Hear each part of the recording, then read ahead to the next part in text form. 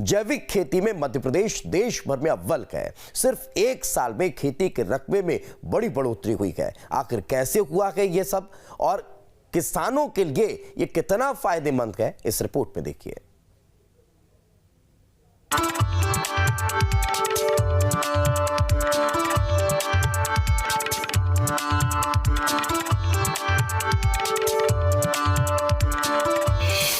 जैविक खेती में प्रदेश का बढ़ा मान, देश भर में एमपी का पहला पायदान।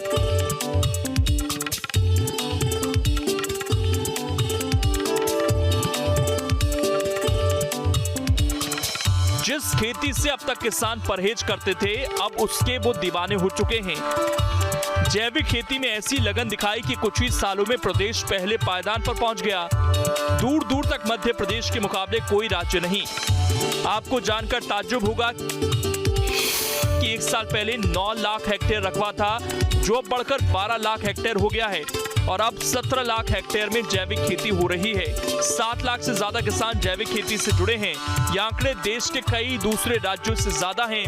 देश में 43 लाख किसान ऑर्गेनिक खेती कर रहे हैं, जिसमें से 7.25 लाख किसान मध्य प्रदेश में हैं।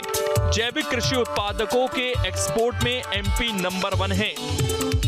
अब सवाल है कि आखिर जैविक खेती क्या है और इसके क्या फायदे हैं। तो इसमें रासायनिक कीटनाशक का इस्तेमाल नहीं होता। प्रकृति के तत्व को ही कीटनाशक के काम में लाया जाता है। गोबर, कंपोस्ट, जीवाणु खाद का इस्तेमाल होता है। इससे पर्यावरण की शुद्धता के साथ साथ जमीन की प्राकृतिक स्वरूप भी बना रहता है।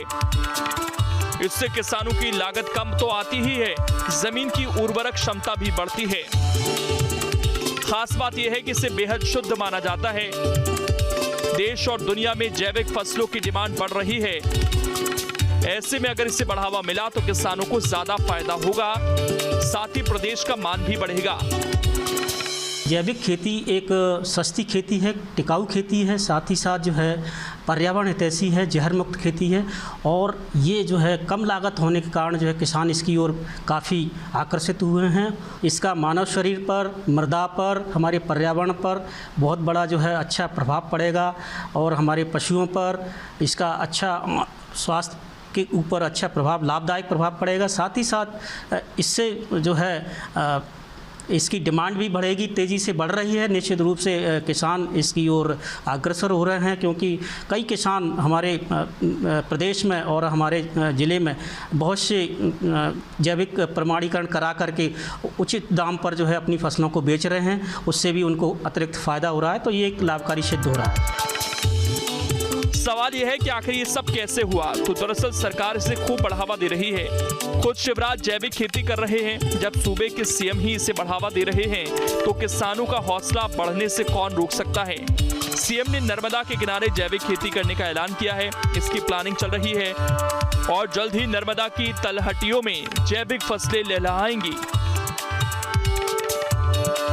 हमारा आप देख रहे हैं कि जिस तरीके से सिंथेटिक खेती होती है, जिस तरीके से केमिकलाइज खेती होती है, उससे कितनी बीमारी पनप रही है। कैंसर के पेशेंट्स लगातार बढ़ रहे हैं, कैंसर की बीमारी बढ़ रही है क्योंकि वो पेस्टिसाइड उपयोग करते हैं। तो ये पेस्टिसाइड कहीं ना कहीं शरीर को नुकसान करते हैं। इसलिए हमारी मतलब सरकार इसके लिए प्रतिबद्ध है कि जैविक खेती का प्रोत्साहन किया जाए। और हमने देखा होगा कि सुखद परिणाम सामने आए हैं और जैविक खेती के विषय में, इस क्षेत्र में मध्य प्रदेश देश नंबर 1 पर आया है और लगातार सरकार इसमें प्रयास करेगी जैविक खेती का रकबा और बढ़े। जैविक खेती के माध्यम से किसानों का प्रोत्साहन का भी काम चल रहा है और किसान भी उससे प्रोत्साहित हो रहे हैं, किसानों को लाभ भी हो रहा है इससे। हाँ, लेकिन जो भी उपभोक्ता होते हैं उनके लिए अच्छी बात होती है, क्योंकि जैविक जो भी उत्पादन होता है कृषि, वो यदि आप ग्रहण करते हैं तो वो आपके स्वास्थ्यवर्धक होता है। हालांकि अभी भी टारगेट बड़ा है, क्योंकि रकबे में तो हम आगे हैं, लेकिन जैविक किसानों की संख्या कुछ राज्यों से कम है, जिससे बढ़ाने की ट्रेंड बदल रहा है। और अगर सरकार इसी तरह साथ देती रही, प्रदेश नंबर 1 होगा। कृषि की अच्छी पैदावार के लिए मध्य प्रदेश को कई बार कृषि कर्मण अवार्ड मिल चुका है और प्रदेश अब जैविक खेती में नंबर 1 हो गया है। तो ये प्रदेश के लिए अच्छी दिशा की ओर जाने के संकेत हैं। इसका किसानों को फ़ायदा भी ज़रूर मिलेगा, लेकिन ज़्यादा लाभ किसानों को मिल सके इसके लिए सरकार को और बेहतर प्रयास करने होंगे।